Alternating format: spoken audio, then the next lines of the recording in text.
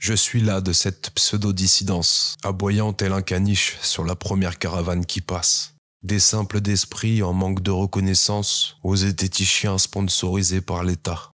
Des pseudo-éveillés de la dernière heure qui confondent les uns et les autres en concoctant un melting pot de mensonges éhontés, pourvu que ça passe. Cette introduction, ce préambule, sera formel et différent des autres. Une sorte de coup de gueule en somme, car cette émission, initialement, était censée être tout ce qu'il y a de plus classique, un podcast parmi tant d'autres. Mais les événements, les faits et synchronicités nous ont plongés malgré nous sur un champ de bataille, tout ce qu'il y a de moins honorable. Les attaques fusent depuis quelques semaines nous voyant associés pour certains à un agenda raélien et New Age, à des charlatans avides d'argent, à une secte étatique au service du nouvel ordre mondial, à je ne sais quel serviteur du projet Bluebeam. Vous rendez-vous compte à quel point la bassesse d'esprit contribue au degré d'asservissement actuel. Non seulement nous n'étions pas au courant que Jean-Michel était l'instigateur direct du Zénith de Limoges, mais nous n'avions initialement strictement aucun lien avec ce projet. Nous comptions simplement présenter un homme que nous connaissons pour ses travaux depuis plus de 20 ans. Un homme qui se voit, lui et son équipe, désormais sali d'accusations graves, allant jusqu'à menacer son intégrité physique et morale. Sachez que la production d'un Zénith implique des moyens financiers colossaux. On ne parle pas seulement d'une jauge impliquant un tarif exorbitant à devoir payer aux propriétaires, non. On parle également d'assurance, de sécurité et de sonorisation, de logistique, de production annexe et de défraiement pour les invités. Allez dire à ces inquisiteurs 2.0 se voyant sur un piédestal qu'ils ne font rien mis à part cracher du haut de leur perchoir. Qu'ils n'agissent pas, que leurs pseudo-dénonciations n'ont pas lieu d'être, si ce n'est pour nourrir davantage ce système chaotique. Car oui, c'est bien vous qui rejoignez les rangs du diable. Quand bien même vous nous diaboliserez encore et encore, c'est bien vous qui vous alignez sur la pensée dominante et qui nourrissez l'agenda mondialiste. Ce ne sont pas des doudingues, ce sont des fous furieux. Ce qui m'inquiète, ce ne sont pas les extraterrestres, mais ce qu'il y a derrière cette ONG. Des propos relayés par France Télévisions, en d'autres termes, la propagande d'État. Là voilà votre authenticité. Quelle est belle votre pseudo-dissidence. Elle aura eu le mérite de décourager Idriss Aberkan et Franck Hatem. Mais sachez que pour notre part, et grâce à vous, même si nous n'y étions pas conviés à la base, nous soutiendrons pleinement cet événement. Extraterrestre ou non, confédération galactique ou non. Finalement, nous vous remercions, car vous nous rendez service en indiquant le chemin de votre soi-disant bienveillance. Car finalement, et encore une fois grâce à vous, nous n'avons qu'à aller dans le chemin inverse afin de suivre la bonne voie. Installez-vous confortablement et préparez-vous à une interview que nous ne pensions pas à l'origine de tant de méchanceté. Une rencontre qui aidera, nous le souhaitons de tout cœur, à rétablir la balance du bon côté.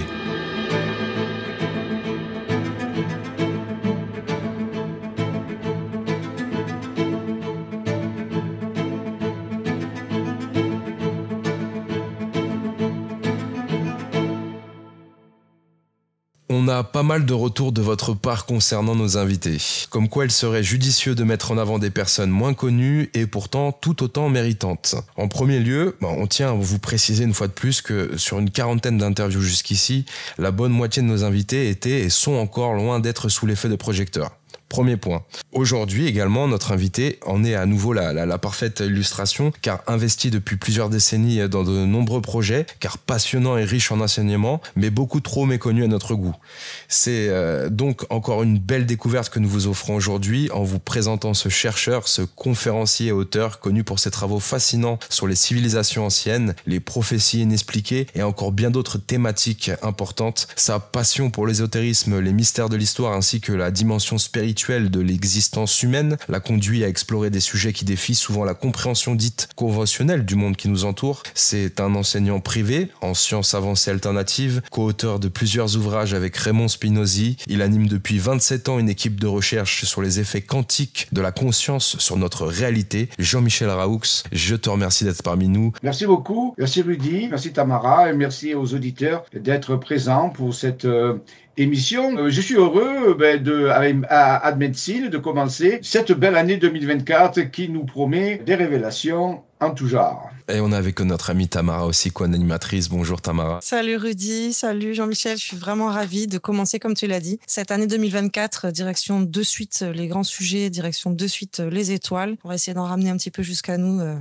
pendant cette interview. Merci beaucoup. Alors on précise qu'effectivement on se souhaite la bonne année parce qu'on est en train d'enregistrer l'émission et nous sommes le 2 janvier. Donc vous êtes également sur Discord, vous nous avez rejoints sur le serveur pour participer aux émissions. On avait aussi également petite remise au point à faire, Tamara, par rapport aux publicités notamment, puisqu'on a eu des retours. Oui, on aurait aimé vous préciser, si c'était pas déjà bien en conscience, qu'on n'a absolument pas la main sur la nature des publicités qui traversent les émissions. Vous précisez que oui, on a le choix de la quantité, de la fréquence, et on a fait le choix de rester... comment dire, raisonnable.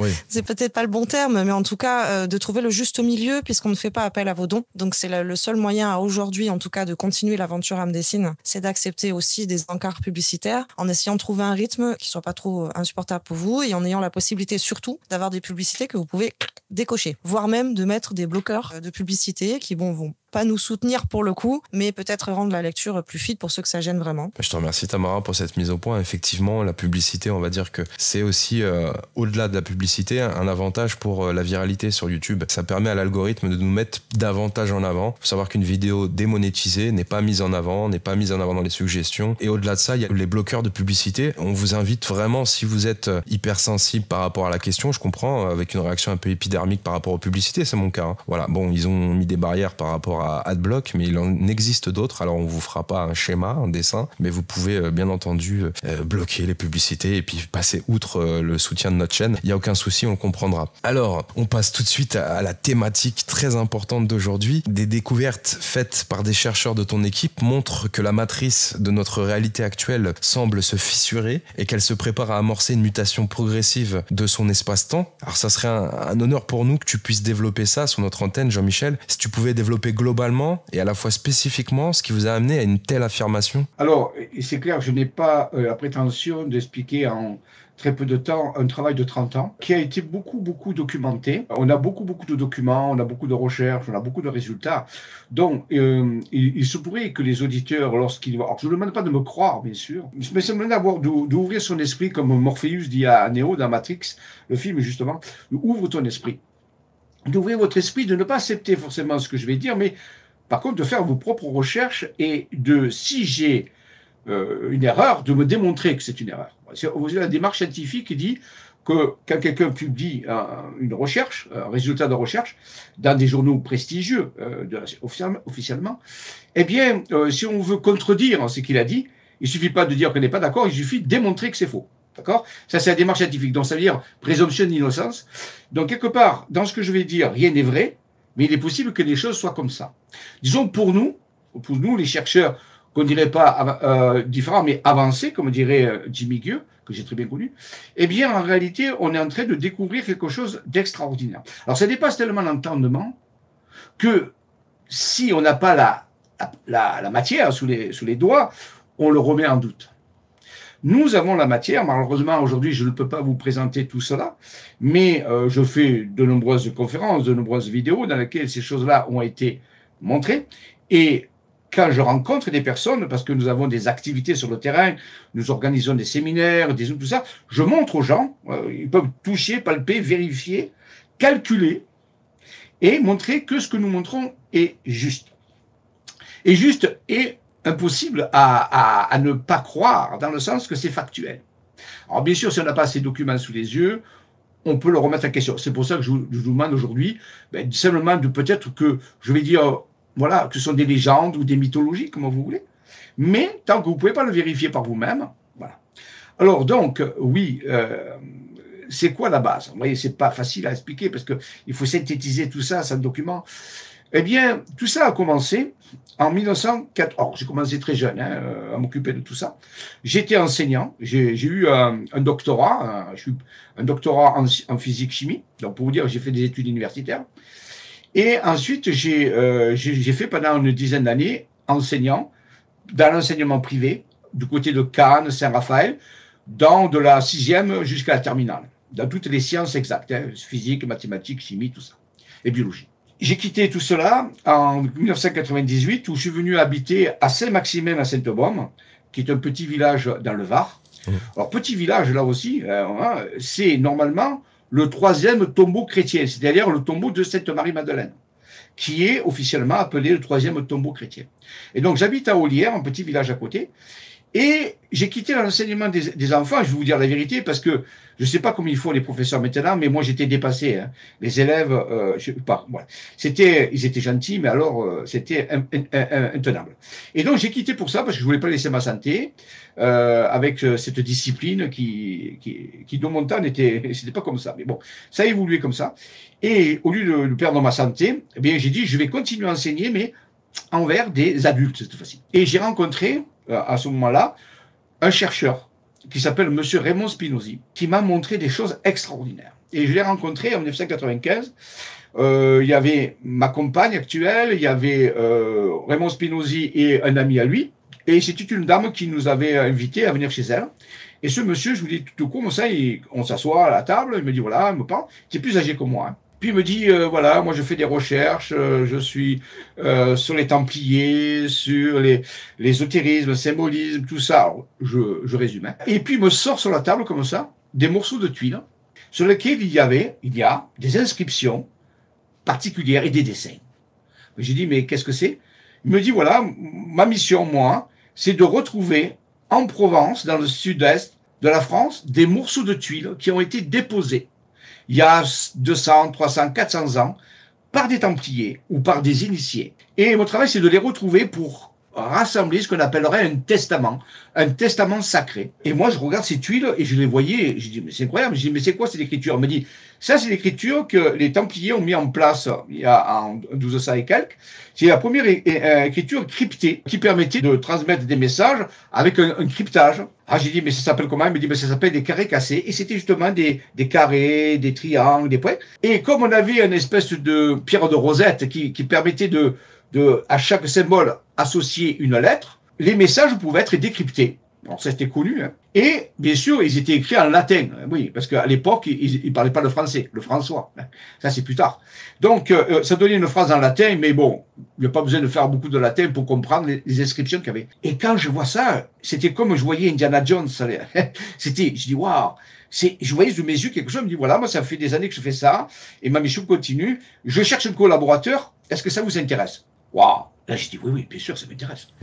Et à partir de là, pendant 10 ans, avec ma compagne, lui, toutes les semaines, on partait et on allait chercher ces morceaux de tuiles dans toute la Provence. Ça a duré des années, et on en a trouvé plus d'une centaine de morceaux de tuiles, à différents endroits, bien sûr, différents endroits. Alors, ça m'a permis de connaître des lieux incroyables que jamais j'aurais pu connaître, de vivre des aventures que même si je vous le raconte, vous ne croirez pas, et pourtant c'est vrai. Le paranormal, les contacts incroyables, oui, parce que sur le terrain, c'était en permanence. Et ça a duré pendant des années. Tout part de ce puzzle que tu as commencé à rassembler avec toutes ces pièces, en fait. C'est ça. Toi, vous avez commencé par de l'archéologie parallèle, on va dire. Elle n'était pas officielle, bien sûr. Elle aurait pu l'être.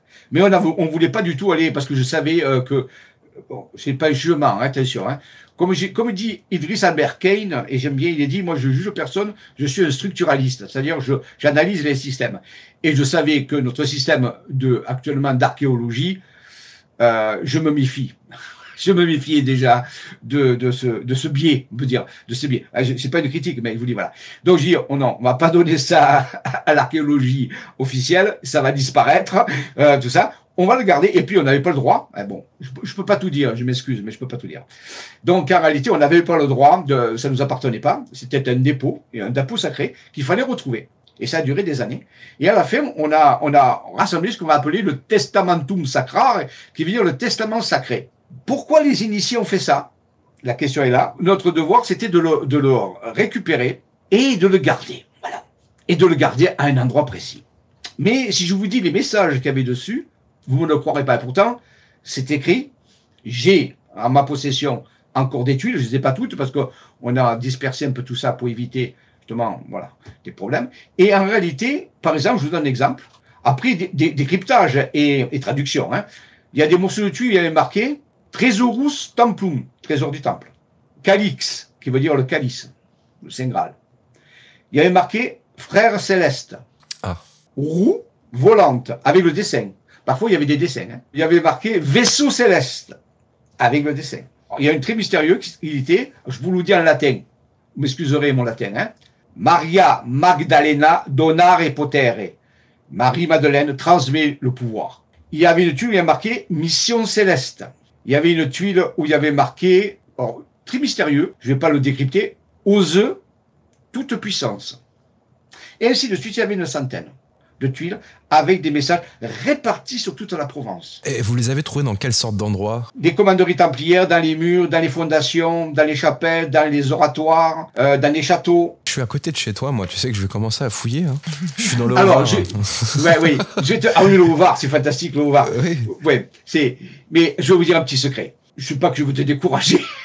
Il n'y en a plus? Tu n'as aucune chance de trouver un morceau de tuile incisé, caché dans un hectare de pierre, si tu cherches selon la méthode traditionnelle. Mais j'étais avec M. Remo Spinozzi, et lui, il avait une faculté. Il avait été formé, il voyait des choses, il percevait quelque chose qui était relié à la tuile. Et c'est comme ça qu'on pouvait l'identifier, la tuile.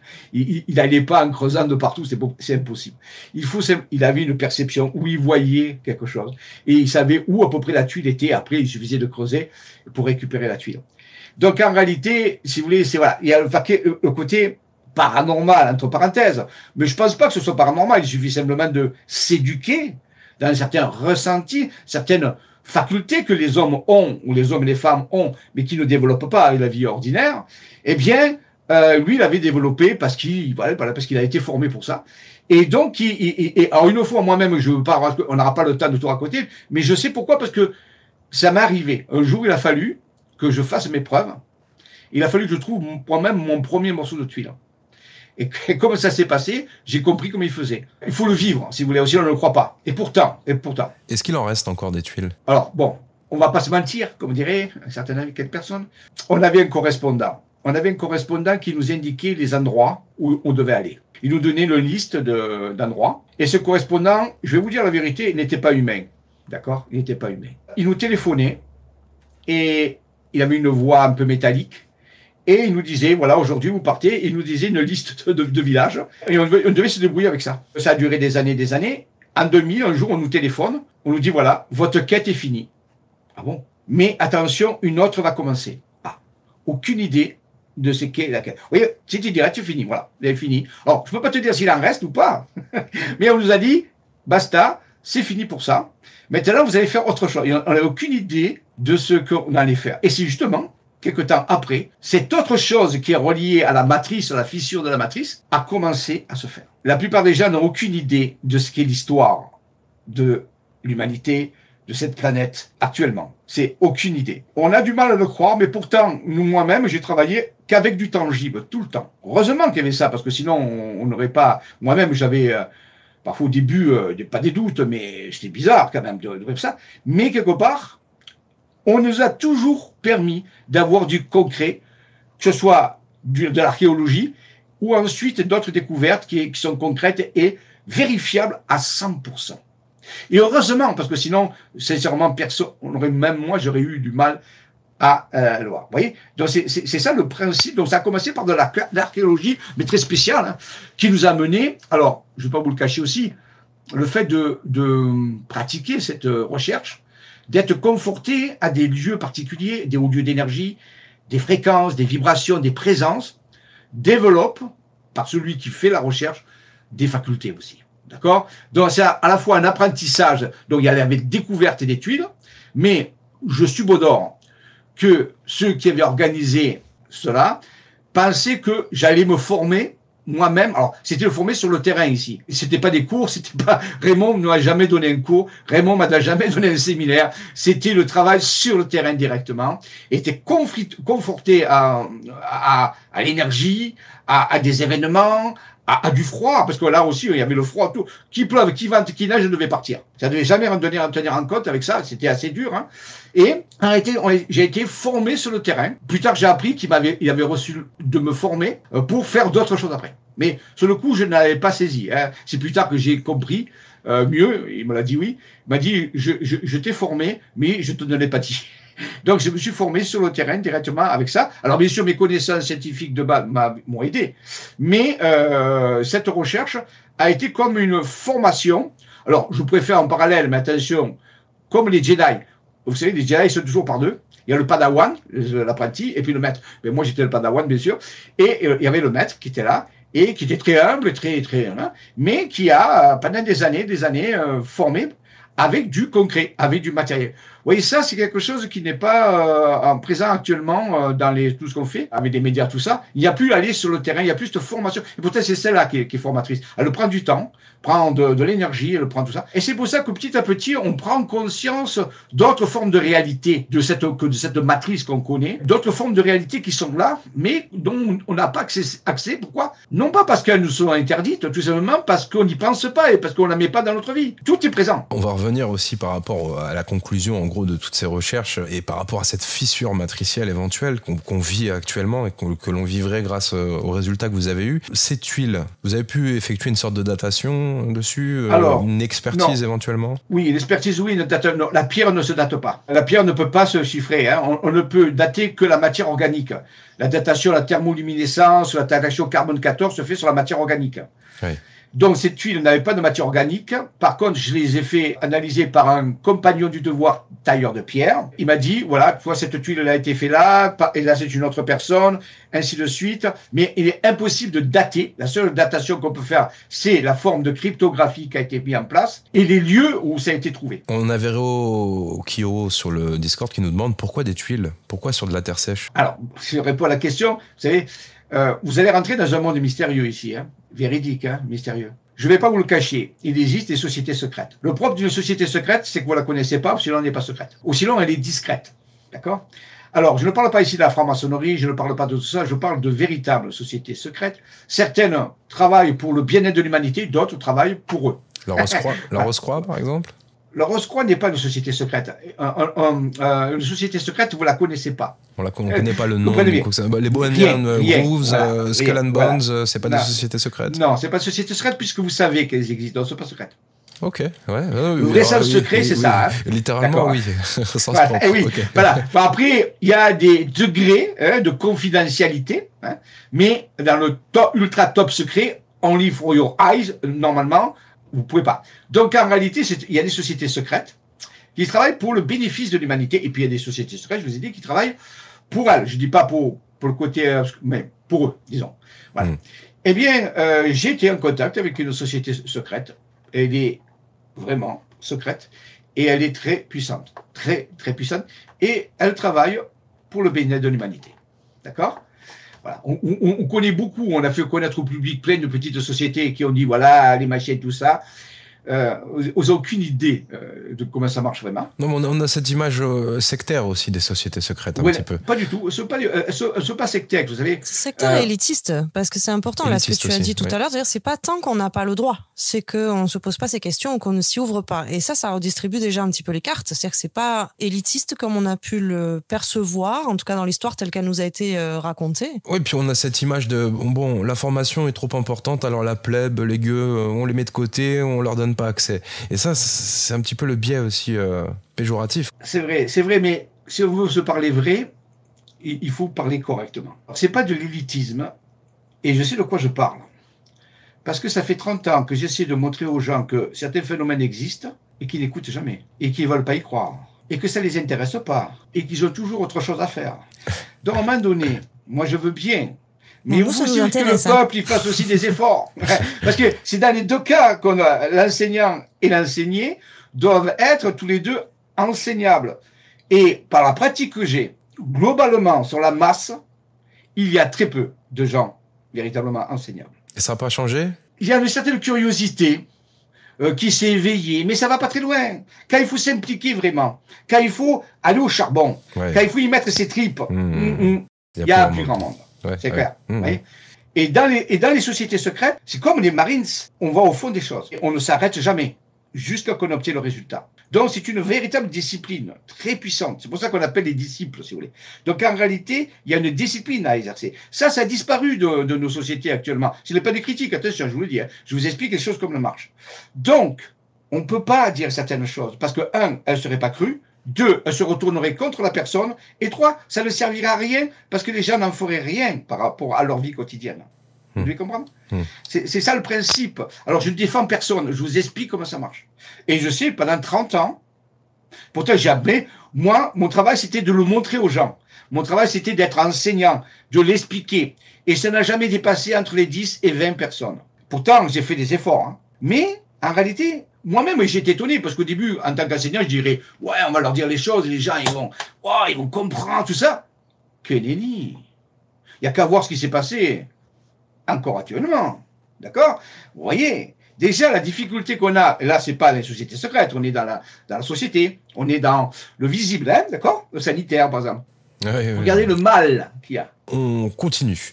Donc, on a commencé par assembler toutes ces pièces. Tu as commencé par assembler toutes ces pièces du puzzle qui sont ces fameuses tuiles et qui nous amènent certains messages qui sont liés bizarrement un petit peu à ce que j'appellerais, moi je sais pas ce que tu ressens Tamara, mais quand j'ai entendu les messages, ça me fait penser un petit peu à la Confédération intergalactique, aux UFO, à la dimension aussi spirituelle et religieuse avec Marie-Madeleine. Tous ces messages sont intéressants, ça me fait penser un petit peu à Rennes-le-Château aussi en filigrane. Qu'est-ce qui s'est passé par la suite? Qu'est-ce qui vous a amené progressivement justement à conclure avec toi et les chercheurs qui entourent ton groupe? Alors, je rappelle quand même, hein, pour ceux qui ne te connaissent pas, que tu as été créateur depuis 2012 d'une auto-entreprise de recherche et d'enseignement nommée IsaVision, et je cite aussi un texte qu'il y a en présentation sur ton site, je crois, ou sur une de tes plateformes. Fort de ces années d'expérience et en installant régulièrement des alliances avec l'autre monde, nous participons à l'amélioration de la transition que l'intelligence collective humaine vit actuellement. Voilà, on y arrive. On y arrive. Alors, oui, tu nous as embarqué. Un petit truc avant.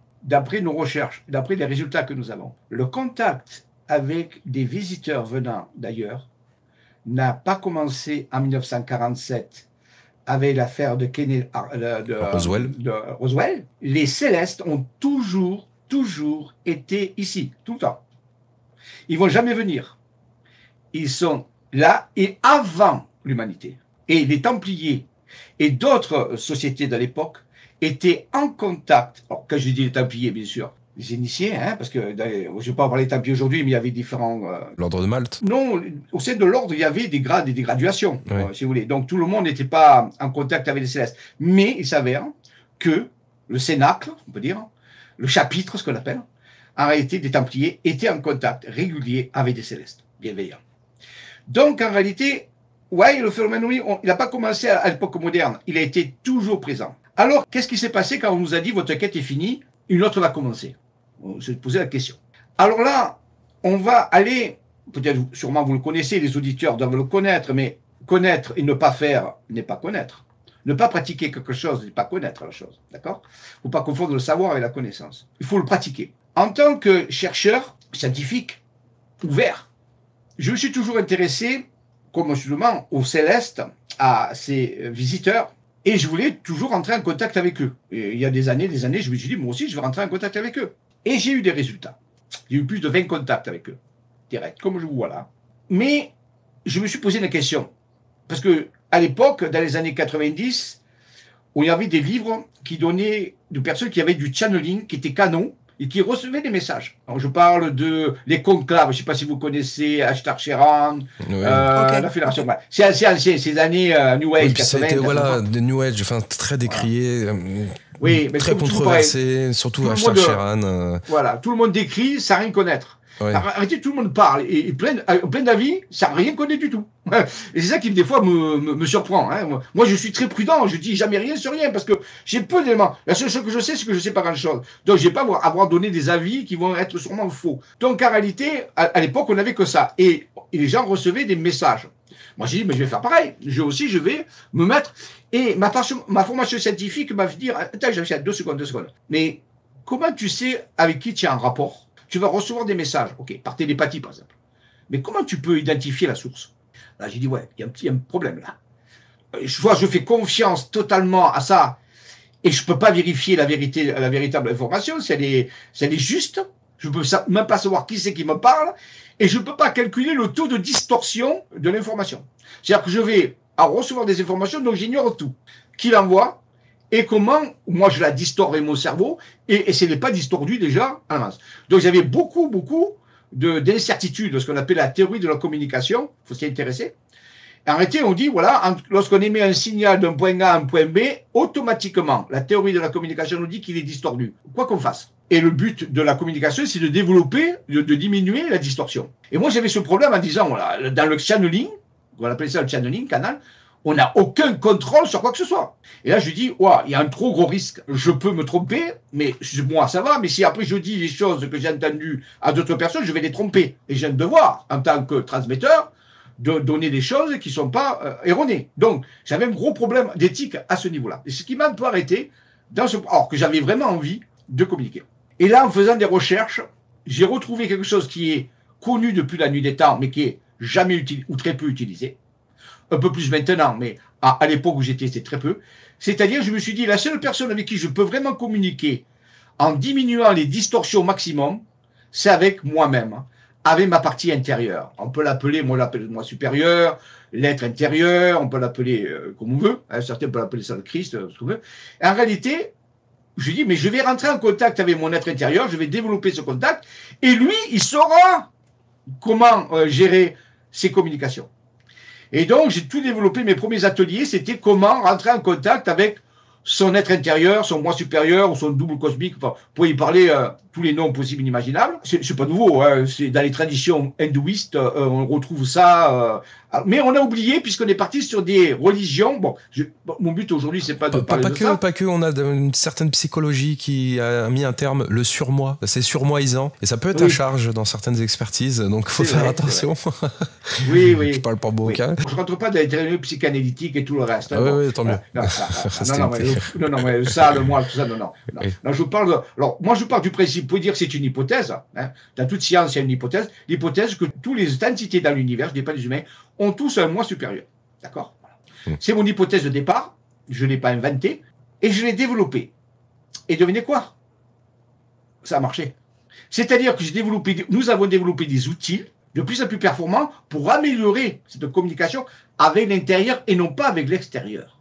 Bien nous en a pris, puisque à partir de cette démarche qui a grandi, eh bien, Raymond Spinozzi, en premier et moi-même après, notre interlocuteur qui nous avait dit « Votre quête est finie, une autre va commencer », eh bien, devinez quoi? Raymond Spinozzi a commencé à recevoir des informations de son être intérieur. Vous direz « Ouais, mais ok, c'est pas parce que vous lui dites que c'est le cas. » Oui, c'est vrai, vous avez tout à fait raison. Sauf que là, le moi supérieur de Raymond Spinozzi et tous les moi supérieurs normalement, ils vont nous donner des outils qui sont capables de vérifier la fiabilité de la communication. Je dis, quoi? C'est quoi ce truc? J'ai jamais entendu parler de ça. Hein? Comme si vous disiez à un gars qui reçoit des messages de télépathie, je te donne le moyen de vérifier que c'est OK. Mais personne ne connaît ça. Même pas.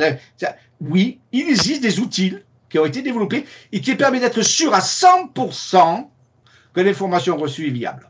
Les fameuses preuves, hein, Rudy, on en a parlé sur d'autres émissions. Les preuves, non pas pour prouver ça, mais pour être certain, moi c'est tout, je recherchais la certitude de l'information, c'est-à-dire l'information bien transmise, si vous voulez. Vous voyez? C'était ça, la quête.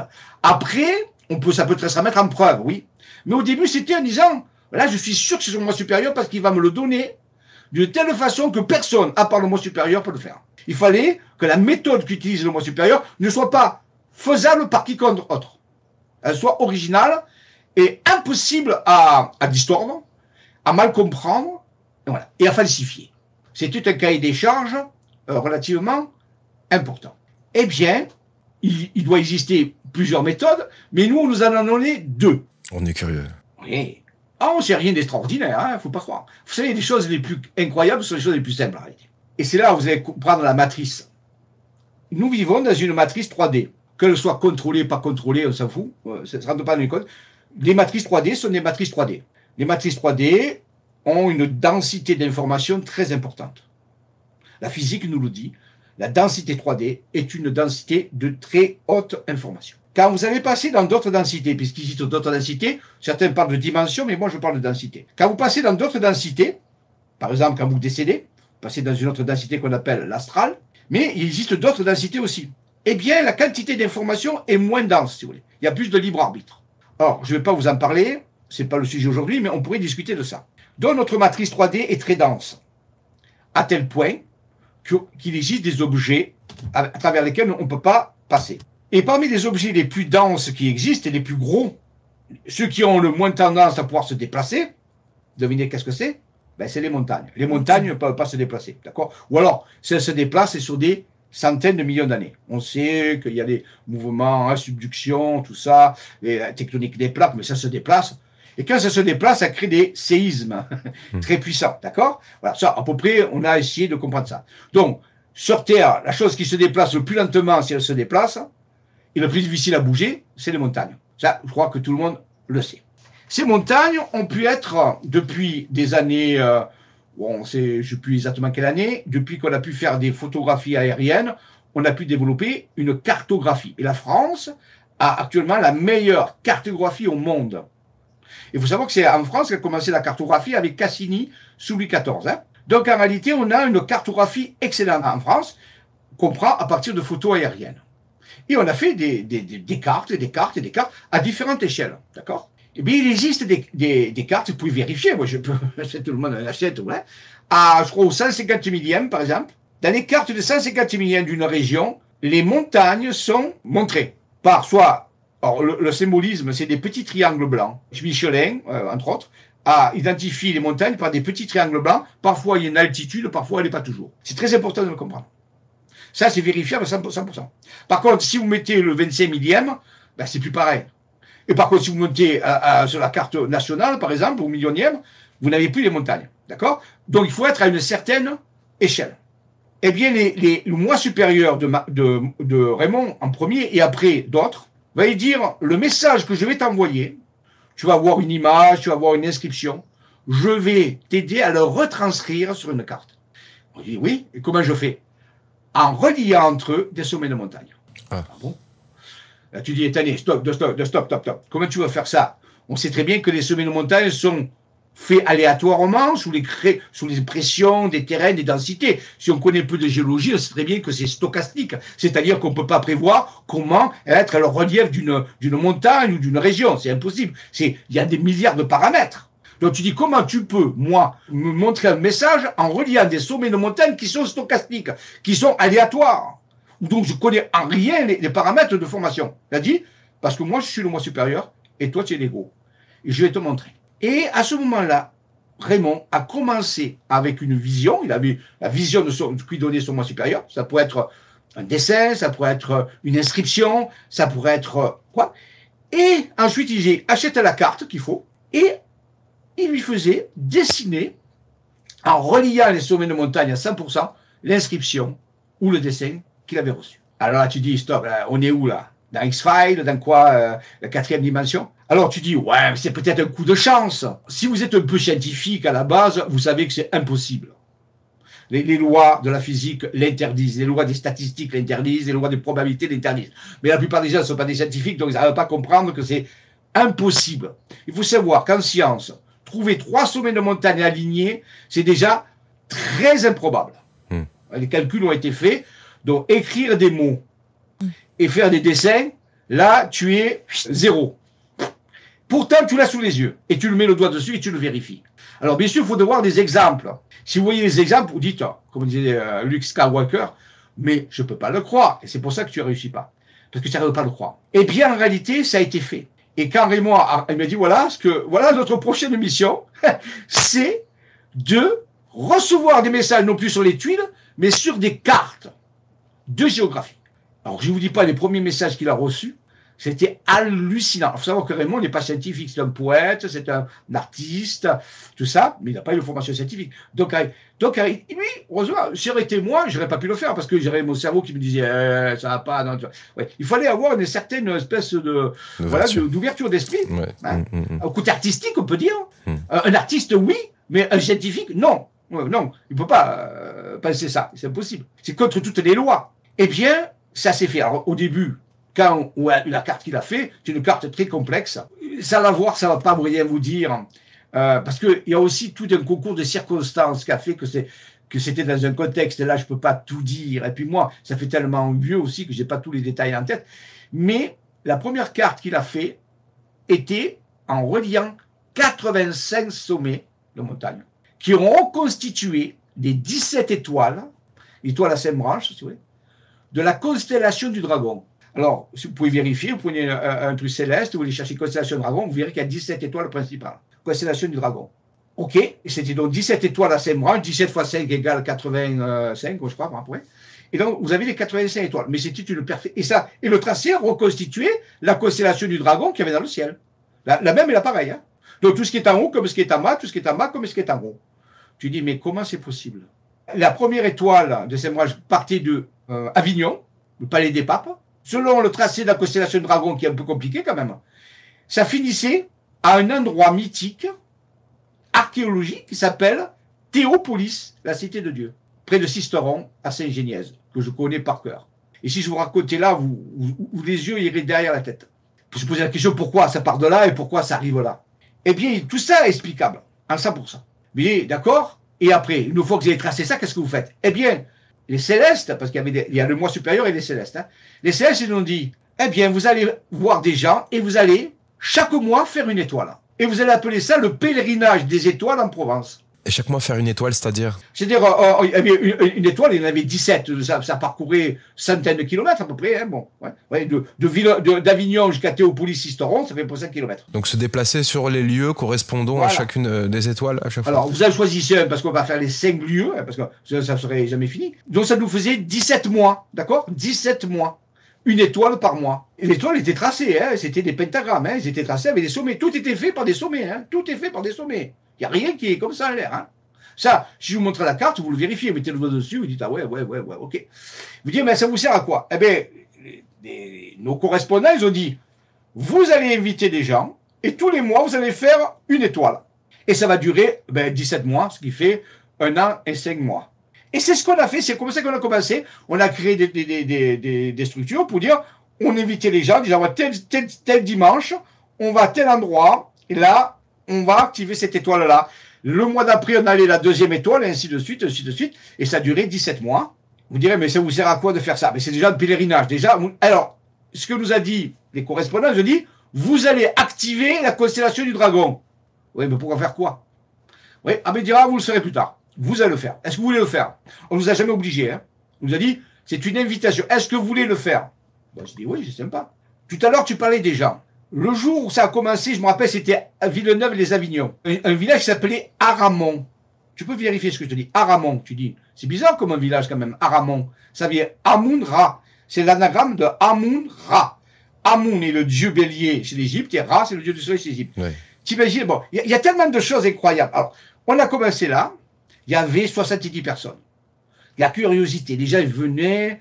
Alors, voilà. Alors, qu'est-ce qu'on faisait? On parlait aux gens, on expliquait, on montrait la carte, les gens voyaient. Puis, on faisait ce qu'on appelle un peu du feng shui. On activait le lieu. On appelle ça activer le lieu par la conscience.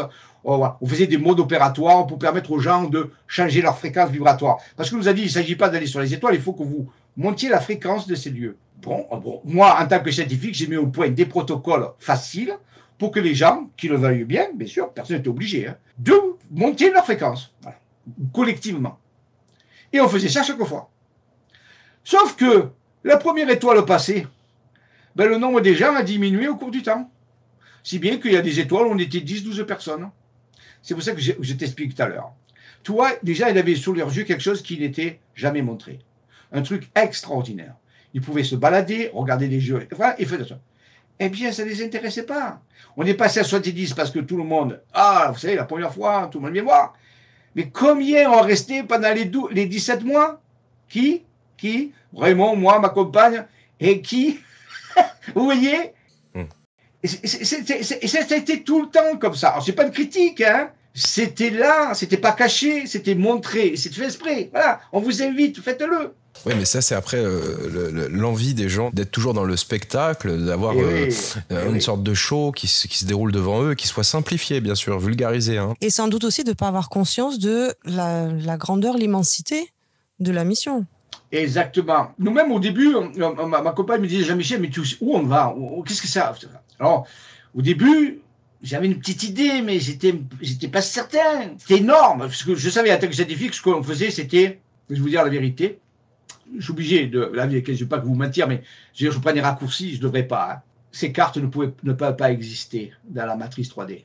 C'est possible. Ça veut dire qu'il existe sur cette planète d'autres couches de densité dans laquelle les cartes ont pu s'inscrire et que les couches se superposent en réalité. C'est pour ça qu'il y a une fissure dans la matrice. Mais la fissure, c'est à vous de la passer, comme Néo a passé derrière le miroir.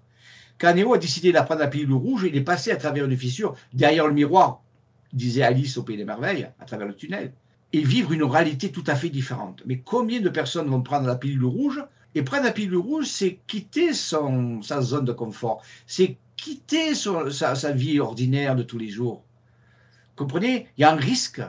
Il y a un risque. Toute initiation comporte des risques. Et oui, c'est déjà aussi cette pilule rouge, là, si je garde ton symbole, c'est déjà aussi arrêter de se passer prioritaire, se dévouer et se mettre au service du collectif, de plus grand.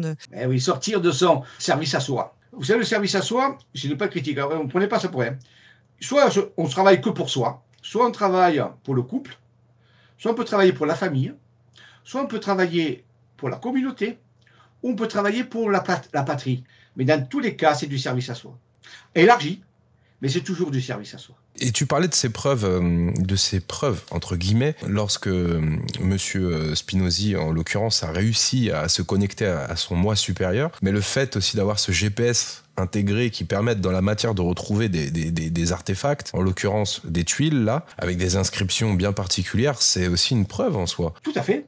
Mais devant les gens, on peut toujours dire, oui, mais, vous voyez, on peut toujours le remettre en question. Les gens ne vont pas forcément s'intéresser à ce que vous avez, mais vont s'intéresser à ce qu'ils pensent à eux.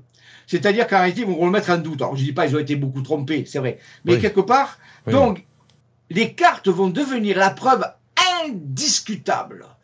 La preuve, c'est que j'ai dû montrer, on a des centaines de cartes maintenant. On les a des centaines. Parce que Raymond, il a commencé, mais il y a eu jusqu'à 14 personnes qui ont fait des cartes à un moment donné. Donc, on a des centaines de cartes. C'est pas même pas propre à lui. La bonne nouvelle, c'est que chacun de vous peut le faire. Et j'ai eu la preuve de ça. Vraiment. Les inscriptions aussi. Les inscriptions, bien sûr, mais de tracer sur une carte, relier les sommets de montagne, des inscriptions complexes. Et là, j'avais préparé, si vous voulez, des cartes récentes qui ont été faites. Si je vous les montre, vous allez voir que ce n'est pas un petit dessin, ce n'est pas un petit mot. S'il te plaît. On les montrera en insert. On les montrera, je les ai préparés. Mais on pourrait passer des semaines entières à vous montrer les preuves et à mettre le doigt dessus. Alors, comme Saint Thomas. Là, Thomas, il irait bien. Il mettrait le doigt dessus. La preuve, c'est que j'ai fait depuis 2015 plein d'émissions sur ma chaîne YouTube où je montre tout ça. Il n'y a jamais eu une personne qui m'a dit c'est pas vrai, parce qu'il ne peut pas. Jamais personne n'a remis en question les cartes, c'est impossible. C'est impossible de dire que ce n'est pas le cas, puisque tu le regardes et tu le vérifies. Tu peux toujours discuter du message, encore que le message il est direct. C'est-à-dire, qu'est-ce que tu vas discuter? tu vois un dessin, tu vois un mot, tu ne vas pas discuter, c'est clair, vous voyez, comprenez? Et ça, c'est qu'une des preuves, puisqu'il y a une deuxième méthode aussi, qui a été rajoutée après, pour encore aller plus certifier ça. Je te dis, mais pourquoi ils se sont donné autant de mal? On appelle ça des géoglyphes, hein? Géoglyphes. La Terre qui est écrit, différent des crop circles, où c'est les célestes.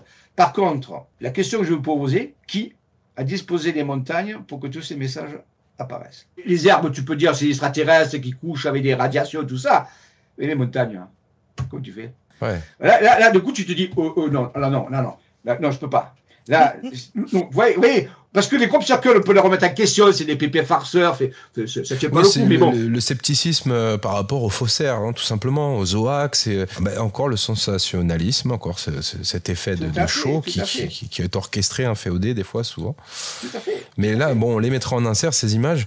Au point de vue des messages que tu as pu recevoir, qu'est-ce qui t'a, toi, fait penser, donc, et qu'est-ce qui vous a fait penser globalement, vous, dans votre équipe, qu'on était en plein changement matriciel et qu'il y avait une fissure qui était en train de se créer? Alors, c'est mon analyse de mathématicien et de physicien. Vous savez qu'il y a un plan actuellement. Vous avez sûrement entendu parler du plan quand même, non? Il y en a beaucoup des plans. Enfin, nous, on s'intéresse un petit peu d'un point de vue global. Voilà. Parlons vrai. Le plan des militaires, d'accord? Il y a un plan. Mais il y a des plans dans des plans dans des plans. Arrêtez. Si déjà vous avez du mal avec celui-là, je vous garantis que vous aurez du mal avec les autres. Hein. Ça, c'est rien. C'est la rigolade. Il faut qu'il y ait ce plan-là, hein, qui est l'alliance terrestre et complexe, secrète. Et on ne comprend pas. Mais si déjà on ne comprend pas ça, on est loin il y a des plans, dans des plans, dans des plans. Et avec l'analyse, putain, j'ai l'analyse, ça fait 30 ans, donc j'ai pu avoir un petit peu de trucs. Je me suis aperçu que dans tout ce que j'ai fait, rien n'était aléatoire. Tout a été guidé. Les personnes que j'ai rencontrées, ma formation, ainsi de suite. Tout est connecté avec des lignes de synchronicité, de liens. Rien n'est aléatoire. Et c'est ça qui m'a fait en disant, je dis, waouh, il a fallu que j'ai cette formation-là, ou sinon ça n'aurait pas marché. Ou sinon, ça n'aurait pas donné le bon résultat. C'est parce que j'étais sceptique, moi, au début, que quand j'ai eu ça devant les yeux, ça m'a littéralement retourné. Mon scepticisme, il m'a provoqué ma foi, en réalité. La foi étant la vision au-delà des apparences. Quand j'ai foi, ce n'est pas une foi, un credo comme ça, c'est une foi aussi certaine qu'un fait. Parce qu'en tant que scientifique, on ne peut pas du tout expliquer. Ce n'est pas de ce monde. Ce n'est pas de cette matrice. Si ce n'est pas de cette matrice, c'est qu'il existe d'autres matrices. Et des matrices plus vastes, plus complexes, plus élaborées. Encore faut-il passer d'une matrice à l'autre. Eh bien, ça s'est fait. Le moi supérieur nous a permis d'accéder à de l'information où aucun homme, aucune personne sur cette terre ne pouvait avoir accès, à part lui. Ce qui prouve qu'il existe, déjà. Puisqu'aucune. Alors, les montagnes, c'est pas les célestes, hein, ça n'a rien à voir. Moi, ce qui me met la tête à l'envers, c'est la notion de temps. Parce que là, ça me donne l'image du petit poussé qui est déjà passé par là, qui a semé les informations, qui a semé les indices, tu vois, comme tu disais, Indiana Jones, là, en sachant que dans la notion de temps, à un moment donné, ça allait être nécessaire. Ça me retourne la tête, par contre, hein, sur la notion du temps. Qu'est-ce que tu peux nous donner comme piste? Alors là, c'est déjà, tu as ta tête retournée, la vérité, entre parenthèses, est 10 niveaux dessus. D'accord? Parce que le problème, c'est que face à tout ça, notre inconscient ou notre conscient peut rejeter la chose. C'est normal, c'est une défense naturelle, psychologique. Je me protège de quelque chose qui me dépasse. D'accord? C'est normal. Moi, je l'ai eu ça. Et je leur ai posé la question. Je dis, mais quand est-ce que ça a été fait, ça? Parce que je ne vous ai pas tout dit. À un moment donné, dans certaines cartes, il y a eu, les messages ont été inscrits par les sommets de montagne dans laquelle on a rajouté des chapelles. Des chapelles sont venues se rajouter. Des avenants, des modifications qui se font comme ça? Non, parce qu'à un moment donné, il n'y avait pas la montagne, il y avait la chapelle, et la chapelle était au bon endroit pour finaliser le truc. Tu dis, mais c'est un hasard? Non, il n'y a aucun hasard. Non. Ça veut dire que, déjà, qui a préinscrit, si je pars d'une hypothèse que ça a été préinscrit, hein, on va regarder ton hypothèse. C'est une hypothèse préinscription. La question, tu dis, mais quand? Quand ces choses ont été préinscrites? Alors moi, en tant que scientifique, je dis, la seule façon de préinscrire ces messages dans le paysage, c'est au moment où les montagnes se sont formées, on est d'accord? Ben, c'est logique, hein, parce qu'une fois qu'ils sont arrivés, ils sont figés, tu ne peux pas les déplacer. Hein. C'est-à-dire, combien? Entre 50 millions et 200 millions d'années dans le passé. Donc, tu dis quoi? À l'époque des dinosaures? Et encore, ça, c'est... non, déjà, à l'époque des dinosaures, les montagnes étaient déjà... C'est-à-dire que ça remonte beaucoup plus loin. Tu dis, mais waouh, c'est pas possible. Et les messages sont symboliques, c'est-à-dire tu peux les comprendre avec ton intelligence actuelle, et il y a aussi des mots écrits en français, des mots écrits en hébreu, et plus tard, on verra des mots écrits en glagolitique, c'est-à-dire en russe. Alors, mais c'est bien, bravo, parce que toi, tu as fait déjà cet effort, ce que ne font pas la plupart des gens. Ils ont fait un effort en disant, mince, il y a un truc là, quand est-ce que ça a été inscrit? Mais je fais l'hypothèse que ça a été préinscrit déjà, et qu'on a fait que de redécouvrir ces choses-là. Ce qui est une hypothèse tout à fait correcte de toute recherche. Sauf que moi, j'ai pris ça au début, mais à force d'étudier, j'ai dit, non, il y a un truc qui cloche, ça ne marche pas. Il y a des détails qui ne marchent pas. Déjà, pour les chapelles, on ne peut pas envisager que les chapelles soient inscrites parce que d'abord, sur l'ensemble du territoire, toutes les chapelles n'ont pas été faites au même moment. Donc, il y a des délais dans l'histoire. Et ainsi de suite, ainsi de suite. Et parfois, c'est des églises de villages. Et des villages ont été construits certains avant d'autres. Comment maîtriser tout ça? C'est un travail de fou furieux. Donc, tu te dis, waouh! Alors, quand je leur ai posé la question à mon supérieur et à d'autres, ils n'ont pas voulu me répondre. On dirait, continue de chercher. Mais ça me cassait la tête. Et j'avais une hypothèse, mais elle était tellement énorme, tellement colossale que je reculais. Je connais ça. J'aurais aimé qu'on me dise que ça a été préinscrit. Là, je sais qu'il y avait plein d'anomalies, mais bon, à la limite. C'était plus confortable. C'est au-delà de ça. Au-delà de ça. Ah bon, il ne reste plus qu'une chose. On ne va pas oser le dire. C'est que les montagnes se placent au fur et à mesure. Alors tu dis, putain, ça va pas. On voit bien que les montagnes ne se déplacent pas. Eh bien, c'est la seule façon de l'expliquer. les centaines de cartes que nous avons, les centaines de descriptions et les centaines de choses qui ont été faites avec, que je ne peux pas parler ici, non pas parce que je ne veux pas, c'est parce que ça prenait beaucoup de temps, mais je peux tout le faire, démontre, en fin de compte, que l'hypothèse de la préinscription ne tient pas. Donc il te reste, comme de la pâte à modeler, comme quelque chose qui serait mouvant au cours du temps, et en fonction, tu dis non, c'est intenable comme truc. Notre réalité est malléable. Notre réalité n'est pas stable. Alors tu dis, oui, regardez, c'est stable, regardez, c'est solide tout ça. Vous voyez bien, ouais. Ça défie nos sens, ça défie notre réalité sensorielle. Parce que la nature de la réalité n'est pas sensorielle. La physique le dit actuellement, la nature de la réalité est la conscience, n'a jamais été la matière. Donc l'hypothèse de la matière, qui était l'hypothèse la plus rationnelle, ne tient pas. Parce que notre monde, les mondes ne sont pas de nature matérielle, comme nous avons voulu le faire le croire, mais de nature de la conscience vibratoire, d'information. Dans ce cas-là, ça marche, sauf qu'on a du mal vraiment à l'admettre. On a Mélodie Dame qui nous disait sur le standard, ce seraient nos versions du futur venues déposer ses graines dans un certain passé. Pourquoi pas? Oui, cette hypothèse, alors je n'ai pas de certitude absolue, mais c'est une bonne hypothèse. Est-ce que, oui, cette dame a une intuition fulgurante, mais les données que nous venons de recevoir récemment montrent que c'est encore plus beau que ça. Parce que je pourrais dire, de quel futur vous venez? De quand? 10 000 ans? 100 000 ans? 1 million d'années? De quand vous venez? Alors c'est vrai, elle est sur la piste de quelque chose. On a Benny Ben qui disait « Ah, ce serait peut-être une empreinte qui s'est formée au point de départ de toute la matière, au point zéro. La Terre serait donc bien le centre de l'univers. » Ce monsieur-là a une fulgurante. Alors, ça paraît nombriliste, hein, l'anthropocentrisme. Oui, mais non. Des données montrent que la planète Terre est considérée, du point de vue universel, comme étant quelque chose de très particulier. Si on n'a pas d'a priori, si on est des vrais, on serait comme des Sherlock Holmes ou des Colombo, si on s'arrête aux faits, on arrive à des conclusions tellement incroyables que l'esprit humain ordinaire recule face à ça pour se protéger, justement. C'est ce qu'on voit actuellement par les révélations. Les révélations que vont obtenir les gens vont ébranler leur esprit. Mais ce sont des faits sociaux, ce sont des faits humains, parce que l'événement qui est en train d'arriver, il ne va pas s'arrêter avec les révélations que vous voyez là. Ça, c'est les prémices. Hein. C'est le petit... C'est un amuse-gueule, oui. L'amuse-gueule, ouais, un petit apéro, quoi, tranquille. Et tout le monde va dire, ça y est, l'apéro, ah, c'est fini. Attends, bouge pas. Alors, oui. Ça vient.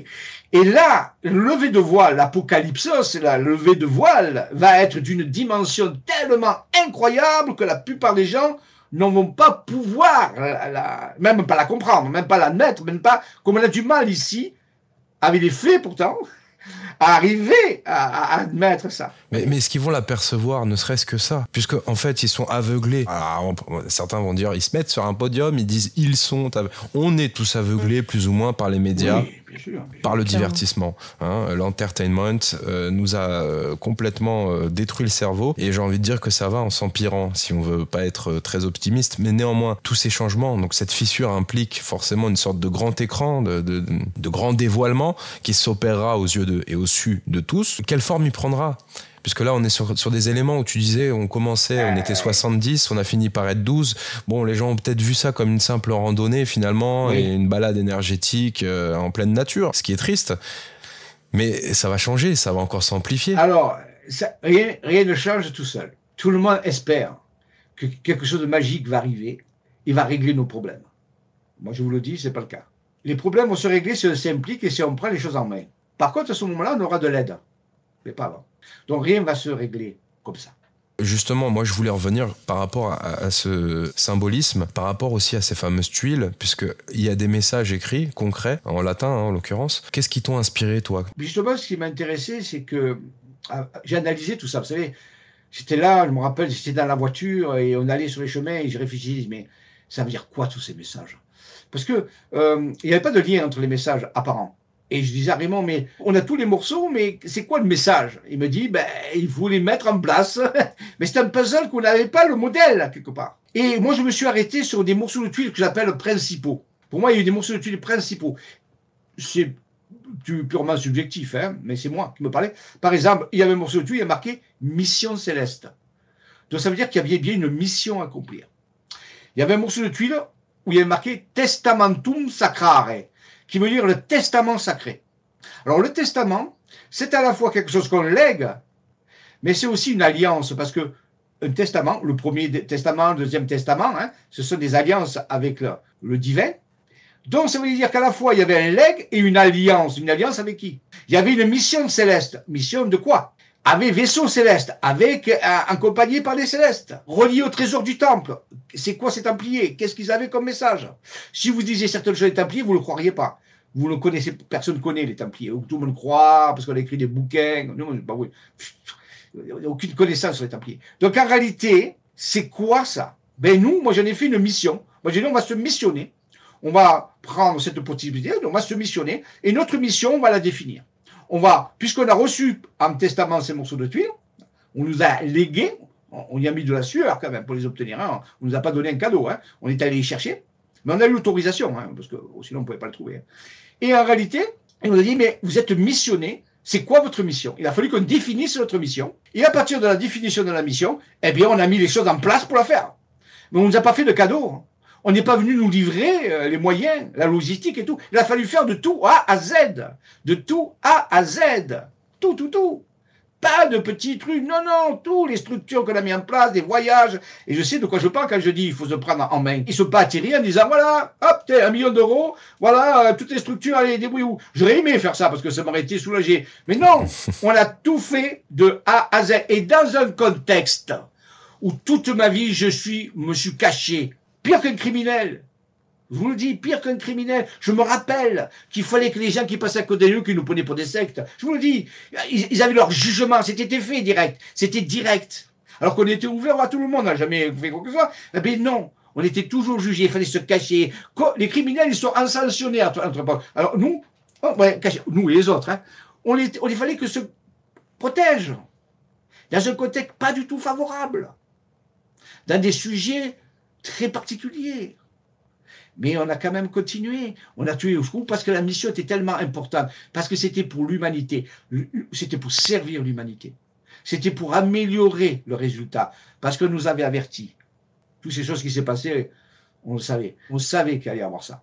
Bon, c'est pas un secret, c'est un secret de polichinelle. Tout le monde savait. Ça fait des décennies. Comme il y a là prophètes qui nous ont annoncé ces choses-là. Ouais, ouais. Bon, en réalité, oui. Mais on ne savait pas quelle forme ça allait prendre. Et notre but, c'était que ça se passe au mieux. Mais on nous a dit, même ça, vous ne pouvez pas le faire. Parce que ça dépend de la décision du peuple. Ça dépend de leur ouverture d'esprit. Ça dépend de comment faire. Vous pouvez faire tout ce que vous voulez.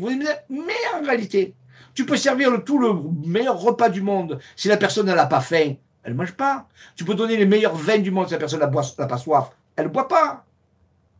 Donc nous, on a servi le maximum le repas. La question, c'est, est-ce que vous avez vraiment soif? Est-ce que vous avez vraiment faim? Je ne peux rien pour ça. Sur cette invitation, parce que là, je me fais un petit peu la porte-parole du peuple, justement, où on entend beaucoup, justement, cette invitation à ouvrir, à être plus en conscience, que ça va passer par nous et uniquement par nous, mais qu'il ne va pas se passer un truc extraordinaire là de l'extérieur. Les toutes petites marches là, est-ce que tu serais d'accord pour qu'on en donne quelques-unes? Donc, on parle de quoi? Déjà de déconditionner nos croyances, nos programmations, nos perceptions, pour atteindre justement un niveau de conscience déjà un petit peu plus en ouverture, un petit peu plus prêt à recevoir de la lumière, de l'information qui peut nous dépasser. Qu'est-ce qu'on pourrait donner justement comme apéritif avant le buffet? Écoutez, je vais vous donner les lois. Première loi, écoutez les gens qui ont la preuve de ce que vous cherchez. Deuxième loi, soyez enseignable. Être enseignable, c'est avoir la volonté d'avoir de nouvelles connaissances. Et je dis de nouvelles. Et deuxième, avoir la volonté de changer sa façon de faire les choses. Troisième loi, la pensée est première. Je vous dis tout à l'heure, l'univers est conscience. La pensée est première, pas la matière. C'est pour ça qu'Einstein a écrit son équation E égale mc carré. L'énergie égale la matière multipliée par la vitesse de lumière au carré. Il n'a pas écrit mc carré égale E. Donc ce qui est à gauche de l'équation, c'est toujours primaire. Et à droite, ce qui est secondaire. Donc c'est bien que l'énergie donne à la matière et pas l'inversement. La pensée est première. La pensée et l'émotion est première. Quatrième loi, entraînez-vous régulièrement à utiliser les 3 premières lois et développez-les. tous les jours. Tous les jours. Tous les jours. Je fais simple. Hein. Vous, matériellement, vous ne pouvez rien faire. Il n'y a pas de solution. La solution, elle est dans la conscience. Et notre société occidentale a fait l'inverse. A construit un monde matériel où le fondement est la matière. Mais ce n'est pas pour rien. Ce n'est pas pour rien que ce monde a été construit sur une loi fausse, déformée. Justement pour, regardez, ceux, soi-disant, qui peuvent changer le monde, c'est les plus riches, ceux qui ont le plus de matière. Ils ont amené le monde à sa perte. Ils ont amené le monde à sa perte. D'accord? Donc ça veut dire que la seule façon d'être plus riche qu'un riche, c'est d'être riche ici, dans l'esprit, pas dans le fait. Parce que la matière, on peut toujours la perdre. Un jour vous avez des milliards, le lendemain vous êtes ruiné. Par contre, votre esprit, c'est quelque chose qui s'enrichit tout le temps, la puissance. Je vous donne un exemple. Vous avez une pizza, vous avez 4 personnes, vous découpez la pizza en 4, on est d'accord? Chacun a un quart de pizza, ça va? Très bien. Donc vous voyez que la matière, lorsqu'on est plusieurs, on la divise, on la perd. La connaissance, là je vous parle, vous croyez que je la perds?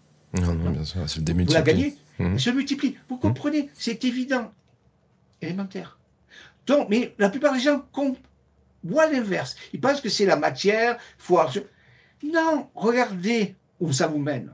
Mais si je peux me permettre, tu mettais aussi ce garde-fou, dire attention, c'est pas la peine de se remplir d'un savoir sachant, s'il n'y a pas aussi la pratique. Connaître, c'est naître avec connaître. C'est-à-dire faire l'expérience directe des choses. Mais ça demande du temps. Ça demande un emploi du temps, pas archi plein. Nous ne sommes pas disponibles. Et un autre moyen de contrôler cette matrice, c'est de créer un emploi du temps surchargé, où on ne sait pas gérer les priorités. D'accord? Et on fait passer des priorités qui ne sont pas des priorités. C'est ça le contrôle. Hein. C'est tout simple. Vous voyez? Alors, est-ce qu'on est prêt à renoncer à tout ça? La question est là. Tu voulais savoir le conseil? C'est est-ce que vous avez assez faim pour manger? Est-ce que vous avez assez soif pour boire? Tant qu'il n'y a pas le désir de changer vraiment à fond, rien ne changera. Je vois que tu as un pins de Star Command sur ton bonnet. Oui, à Star Command, j'aime bien ces séries. Moi, je disais Star Command, ça me faisait penser à Star Trek. Et donc, toi, tu as dit Star Command. J'ai parlé de Star Command, mais ça, c'est pas Star Command, c'est Star Trek. Donc, ça ressemble un peu. Hein. Mais voilà. Oui, j'aime bien la série Star Trek, j'aime bien Stargate aussi, parce que dans ces séries, même si c'est des séries, il y a des vérités. Il y a des informations qui ont été données pour prévoir, avertir le peuple par rapport à un futur qui est en train d'arriver. Malheureusement, on n'a pas le temps aujourd'hui d'en parler, mais je peux vous parler de tas de choses qui sont très logiques et très en train d'arriver. Elles ne vont pas arriver, elles sont déjà en train d'arriver. Bon, on peut amorcer le débat. Hein. On ne va pas aller jusqu'au bout, mais moi, je suis friand d'exemple. Je te donne un exemple. Je ne vais pas parler de marcher sur la Lune. On va enlever ça. On prend Elon Musk. Elon Musk prépare des voyages sur Mars, on est d'accord? Oui. C'est un programme. Il y a Neuralink en parallèle aussi. Voilà.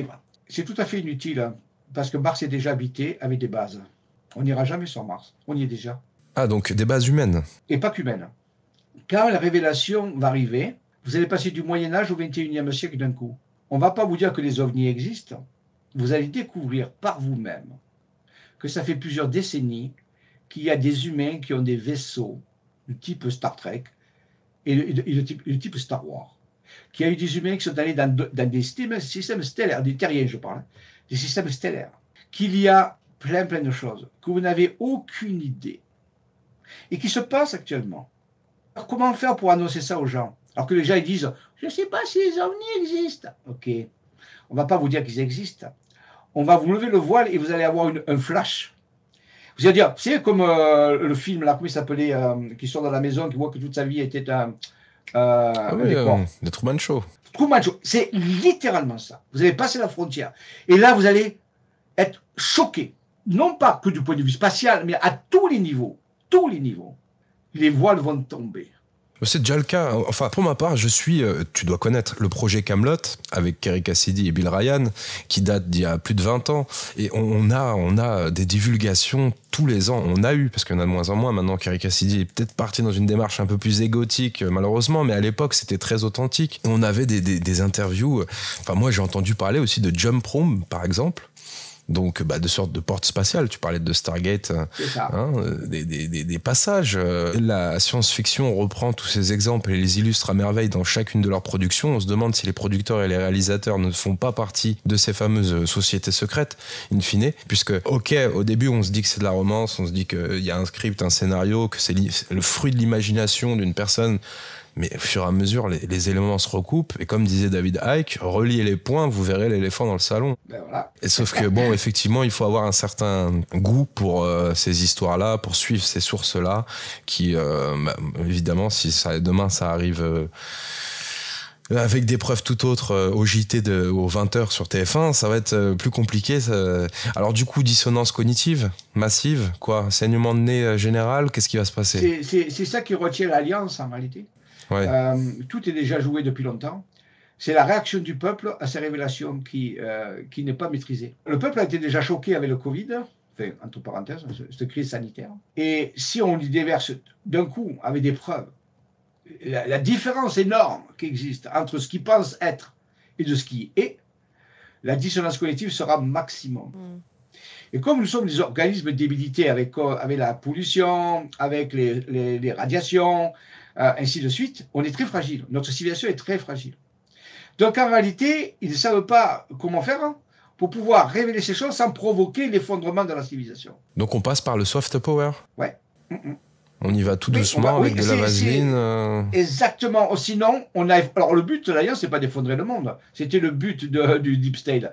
Donc en réalité, c'est de faire des révélations, mais ils ont une inconnue, c'est comment le peuple, ou les différentes couches du peuple, parce que c'est assez complexe, hein, c'est pas uniforme, va réagir face à des preuves directes. En parlant de ces preuves, alors bon, sur le standard, il y a Mélodie qui nous disait le fameux flash solaire à venir. On a énormément de théories maintenant qui sont devenues aussi très palpables, démontrées presque quasi scientifiquement. Je vous renvoie vers la chaîne de Pam de Tier R&D qu'on a suivie, qui est une personne qui est ultra censurée. Malgré le fait qu'on le rejoigne pas sur sa philosophie globale de vie, c'est un très très très bon journaliste. Et il met en exergue en ce moment le fait qu'on va arriver à ce changement, cette inversion des pôles. Certains parlent de flash solaire, donc de fin technologique, parce que s'il y a un flash solaire, les amis, c'est simple, c'est fin du game au point de vue digital. Plus internet, plus d'ordinateur, plus de mobile, plus d'antenne, plus d'électricité. Qu'est-ce que toi... Je ne sais pas ce que je peux dire ou pas dire. Je suis pas là pour choquer les gens, je suis pas là pour truc. Alors, comme je dirais tout à l'heure avec notre amie Tamara, tu es au premier niveau. Ouais, ça va encore au-delà. Oui, bon, mais moi, ça me suffit, ce premier niveau, si tu veux. Oui, mais la plupart des gens s'arrêtent là parce que, ouais, justement, mais parce que tu parles comme composante du flash solaire. Ah, oui, il va y avoir d'autres répercussions encore, oui. Ok, et donc, on est curieux, allez. Ouais. Voilà. Eh bien, d'après certaines recherches, l'effet d'un flash solaire... Alors, le flash solaire n'est pas quelque chose d'extraordinaire. Hein. C'est fait partie de la vie des étoiles. On a observé Alpha du Centaure flasher il y a quelques années déjà. Donc, c'est ce qu'on appelle une expulsion de masse coronale générale. Donc, ça n'amène pas l'extinction de l'étoile, c'est simplement une surbrillance momentanée. Par contre, on ne sait pas la prévoir. C'est pas comme les séismes. Hein. Mais par contre, c'est rien d'extraordinaire. Ce n'est pas un truc surnaturel. Hein. Par contre, des études scientifiques montrent que lorsqu'un flash solaire se produit, il y a certaines fréquences qui sont émises. Au niveau, alors il y a les particules élémentaires, les électrons qui sont accélérés. Vous avez les photons et différents types d'ondes radio aussi. Hein, c'est assez complexe. C'est un composant complexe. Spectrographiquement, c'est très complexe. Et certaines fréquences, comme 150 MHz par exemple, lorsque vous obteniez une bouffée d'énergie dont l'onde est fait 150 MHz, et on pense que le Soleil va émettre aussi dans ces ondes, vous savez ce que vous obtenez pour un corps humain? Une sortie du corps. J'ai dit ça, je dis rien. Ouais, donc c'est quand même assez impressionnant. On est sur le standard Discord, on vous a invité plusieurs fois à venir nous rejoindre également, donc n'hésitez pas, vous savez qu'on est en petit comité.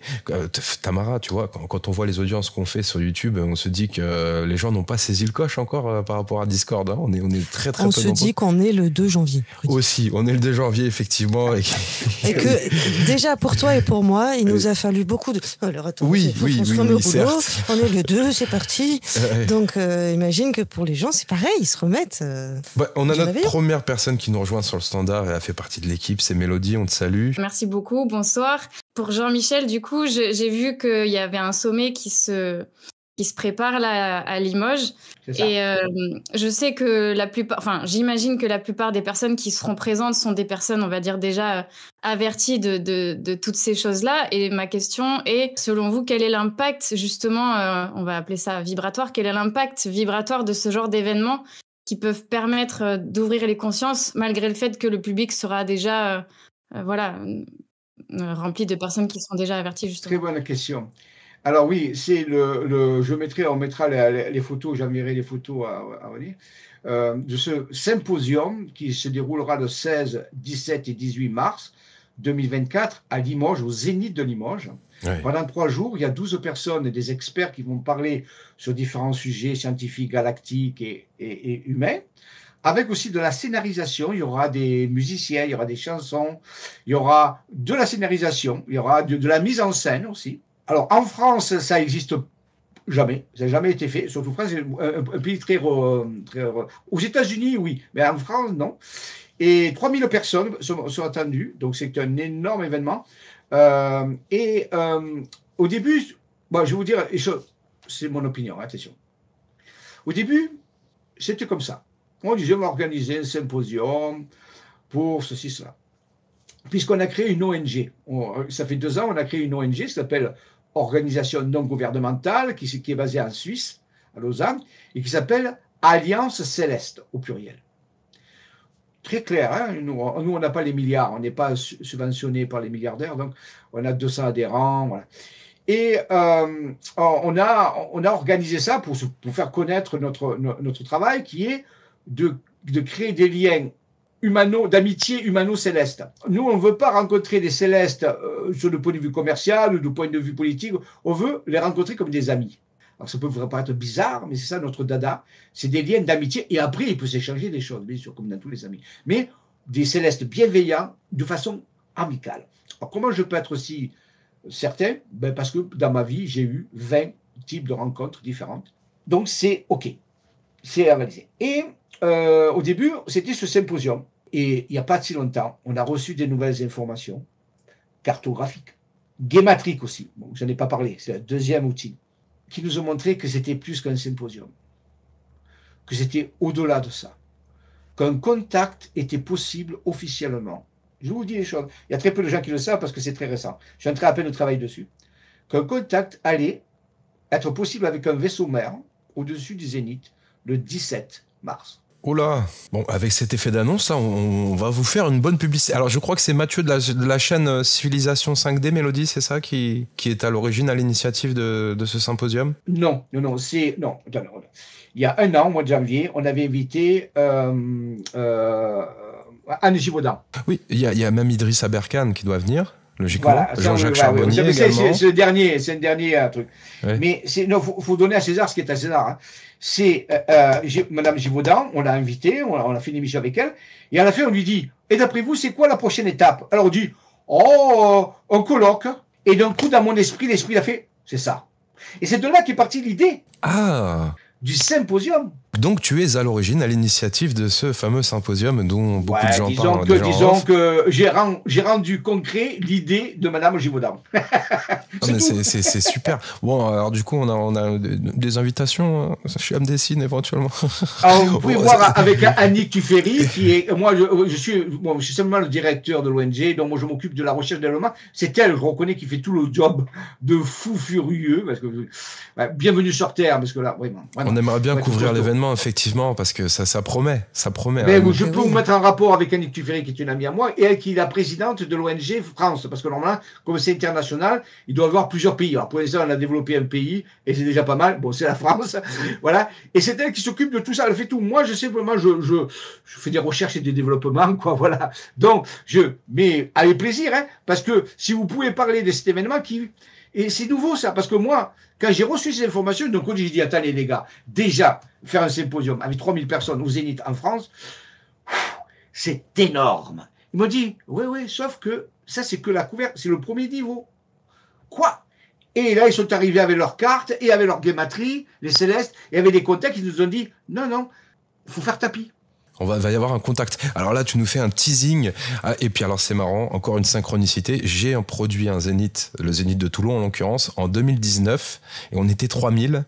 Sauf que là, c'était la première couche. C'était un atelier constituant avec Étienne Chouard, avec 3000 gilets jaunes dans la salle.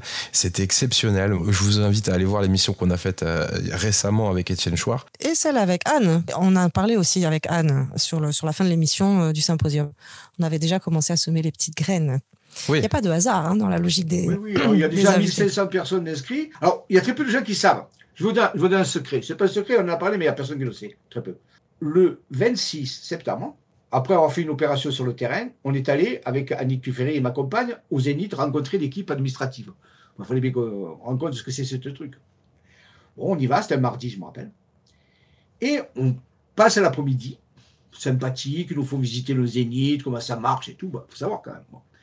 Et avant de partir, Annie me dit, mais écoute, on n'a qu'à prendre une photo quand même du Zénith, parce que voilà, je dis, ok, on sort du parking, il n'y avait personne sur le parking. On sort du parking, et je dis, on va prendre des photos. Alors, Puis à un moment donné, moi j'ai un contact, c'est comme ça.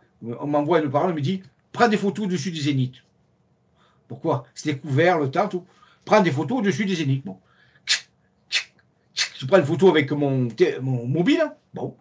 Et puis je rentre au gîte et le soir je regarde. Et devinez quoi? J'ai des photos, je peux vous les montrer. Au-dessus du Zénith, il y a mes vaisseaux. Un vaisseau qui se baladait au-dessus du Zénith. Alors j'étais le premier étonné sans être étonné. Ils m'ont dit, tu vois, on est là déjà. C'est fou ça. Bon, on est vraiment très intéressés. Je pense que Tamara, on essaiera de. On va s'en occuper, bien sûr. Ouais. Alors maintenant, ils m'ont dit un truc pour finir quand même. Plus de doute. Ils m'ont dit, le contact, nous on sera là, ça dépendra de l'ambiance psycho-émotionnelle des gens du Zénith. Alors, votre mission consiste, si vous l'acceptez, à préparer 3000 personnes qui n'ont aucune idée de ce qui va se passer. Bon, là, c'est loupé pour le coup. Mais ils m'ont dit, ton travail pendant les 2 mois qui viennent, c'est de préparer les gens. Comment je vais faire, je ne sais pas. Alors, ils te donnent des instructions, mais ils ne te disent pas comment. Ouais. Tu dois te débrouiller en 2 mois d'obtenir un résultat dont va dépendre, je vous parle d'un contact officiel, là, je ne vous parle pas un truc en l'air. Et le financement pour ce genre d'événement, je sais que c'est assez onéreux. Ah, c'est que les gens qui achètent les billets. D'accord, les précommandes. Oui, d'accord, ok. Et alors, on va rappeler les dates déjà, très important. Ouais. 16, 17 et 18 mars 2024 au Zénith de Limoges. Et vous regarderez la forme du Zénith de Limoges. Regardez, vous verrez. Ok, on a un site internet éventuellement pour les commandes? Le site de l'Alliance, alors www.alliance au pluriel -céleste.com. Et là, vous allez dans les rubriques en haut, symposium. Vous cliquez dessus, ça se déroule. Et alors, il y a l'affiche, tout ça. Puis à un moment donné, il y a billetterie. Vous cliquez sur la billetterie. Et là, vous pouvez sélectionner votre place en fonction de ce qui a été pris déjà. Ça donne envie. Je crois qu'il en reste plus beaucoup des places. Il en reste plus beaucoup. Il n'y a pas contre 3000, on en a à peu près la moitié. Ouais, après l'émission, tu peux être sûr que ça sera, sera rempli. Je vous dis parce que moi-même, j'ai été pris de court et ils m'ont dit, non, c'est maintenant. C'est vous qui voyez, mais c'est maintenant. Et je pourrais argumenter dessus, avec des faits. Voilà. Mais bon, voilà. J'ai ça sur les bras. Et je vais faire au maximum, mais je ne maîtrise pas le contact. Parce qu'ils me disent, si tu maîtrisais le contact, ça serait où tu enlèverais le libre arbitre des gens. Alors c'est une proposition officielle. Maintenant, ça dépendra de l'état des 3000 personnes le 17. Et puis fais gaffe, parce que si ça marche, Jean-Michel, on va t'accuser d'être un des protagonistes du projet Bluebeam et d'avoir intégré un hologramme géant dans le ciel. Là, je me gosse. Tu vois, c'est pareil. Je me gosse un peu, comme dirait l'autre, parce que la plupart des gens, ils parlent de Bluebeam, mais ils ne savent pas ce que c'est la technologie pour générer un hologramme dans le ciel. Non, c'est énorme. Ils croient que ça se fait comme ça en claquant des doigts. Oui, mais ça existe, tout de même. Oui, ça existe, mais c'est très contrôlé, c'est très localisé. Et ils ne vont pas faire un Bluebeam, pourquoi ça n'a aucun intérêt à ce niveau-là, c'est fini. Le Bluebeam était fait pour surprendre les gens. Afin d'en parler, tu as enlevé tout l'intérêt du Bluebeam. Tu vois, c'est fini. Puis personne ne va le croire, puisque tout le monde sait, le Bluebeam. Ah ben, le fait que tu le sais, ça n'a plus de force. Donc, ils ne vont pas faire de Bluebeam. Et puis, je te garantis, ils ne feront pas de Bluebeam. Donc, le Bluebeam, oublie. Mais alors, du coup, une manifestation physique, tu penses? Visible? Tu sais pas, on va pas trop en parler. Ça sert à rien, je pense que... Non, c'est pas. Et puis tu vois, Rudy, nous, on sait pas non plus, mais il n'y a pas de hasard sur le planning des émissions. Hein. Quand tu disais, Jean-Michel, qu'est-ce que je me débrouille avec ça? Moi, j'ai 2 mois pour préparer 3000 personnes qui seraient prêtes émotionnellement, psychiquement. Eh, coucou. Coucou. Tu as cette émission qui va te le permettre aussi. Hein, de... Eh bien, je suis heureux parce que je savais pas de quoi on allait parler. Tu vois, je suis parti avec des tweets, tout ça. Bon, j'avais préparé des photos. J'avais préparé des photos où vous voyez les vaisseaux. Hein. Je vous dirai quel type de vaisseau. On va les diffuser. Je vous dirai même quel type de civilisation qui peut venir. Ça, c'est prouvé. Mais à quel point le contact il va se faire, ça dépend même pas d'eux, ça dépend de nous. Quand je vous dis, c'est nous. Nous, on a une opportunité, une fenêtre d'opportunité. Je vais faire tout au maximum. Mais ça dépend pas que de moi. Ça dépend des gens. Et qu'est-ce qu'il en est au niveau international? Est-ce que tu sais s'il y a des ponts qui sont faits aussi avec d'autres endroits sur la planète Terre? Non, j'ai déjà beaucoup de mal à gérer tout ça. Tu vois, on me dit, oui, pourquoi tu... Parce que je parle d'une civilisation avec qui je suis en contact. Je vais vous dire la chose, je suis en contact avec une civilisation.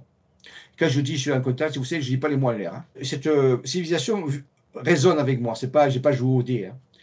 Et elle a un rapport avec moi. Et ce n'est pas propre à moi, c'est propre à tout le monde. Chacun de nous a un rapport avec une civilisation particulière. Encore faut-il découvrir là. Moi, j'ai découvert dans toute ma vie, et c'est cette civilisation qui va venir nous visiter. Et du fait que je suis au Zénith, et que je suis un peu le directeur aussi de l'ONG, ben, c'est favorable à ce projet, si vous voulez. Vous comprenez? Donc, il ne s'agissait pas qu'ils arrivent et qu'ils surprennent tout le monde. Ils veulent un projet construit. D'accord? Donc, cette civilisation, ça fait déjà des mois que nous prenons en photo les vaisseaux de cette civilisation. Matériel, factuel, vérifiable.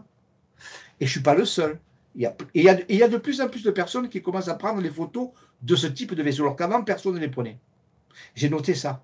Avant, personne ne prenait ces vaisseaux. Il y avait d'autres vaisseaux. Et là, depuis qu'on en parle, paf, des vaisseaux apparaissent avec une forme particulière, une grandeur particulière. D'accord? Donc, et j'ai les photos pour vous montrer, je vous garantis, il n'y a aucun problème. Donc, en réalité, ce que je me traîne de percevoir, que plus je vais en parler, plus on va mobiliser les gens, plus ils vont apparaître ou se faire voir. Vous voyez, on fait un pas en avant, ils en font 2. Est-ce qu'on peut avoir la liste des intervenants aussi? Parce que c'est intéressant aussi de savoir. Oui, oui, alors, de mémoire, tu as Charbonnier, Monsieur Charbonnier, Monsieur Franck Atten, tu as Annick Tuffery, Antoine Cutita, tu as Christophe Charrère, tu as Anne Givaudan, oui. Tu as monsieur qui s'occupe des crop circles, spécialiste français des crop circles. Umberto Molinaro, non, peut-être? Voilà, Umberto Molinaro, Idriss Aberkane, Corinne Cory, qui va montrer un film documentaire de preuves avec du matériel militaire qu'ils ont fait filmer des ouvertures de vortex où des vaisseaux passent à travers des vortex dans le ciel. Corinne Cory, moi-même, votre serviteur, puis j'ai oublié un ou deux aussi. J'ai pas tout en tête. Il y a Mathieu qui fera l'organisateur. Mathieu de la chaîne Civilisation 5D, effectivement. Donc c'est pour ça que je pensais qu'ils étaient à l'origine, à l'instigation de ce projet. Et alors cette synchronicité est folle parce que Mélodie, qui est dans l'équipe, nous en parlait aussi en amont. Et on a reçu Anne Givaudan. Enfin, on n'a rien contrôlé, les amis, là-dedans, dans tout ça. Non, mais on c'est pour savait ça, pas Rudy, que tu étais à l'initiative de ce projet-là. On devait interviewer Caroline. Ça n'a aucun intérêt. Voilà, on s'en fout de qui. Mais les CS, ils disent, je m'en fous de qui. Nous, on veut les résultats. Faites ce que vous voulez, mais c'est n'importe peu. Alors, si on veut avoir la gloire avec eux, tu l'auras pas. Parce qu'ils te disent, on s'en fout de qui. Nous voulons les résultats. Voilà, c'est tout ce qui nous reste, c'est les résultats. Le reste, qui le fait, on s'en fout. Donc, ça n'a pas d'importance de savoir qui le fait. Bon, on va finir un petit peu sur quelques ouvrages que tu as rédigés, que tu puisses nous en parler un petit peu. Tu as écrit l'ouvrage Mission Céleste, coécrit avec Raoul Spinozzi, justement, publié le 21 juillet 2005, donc ça date. Hein. C'est le parti romancé de notre découverte des tuiles.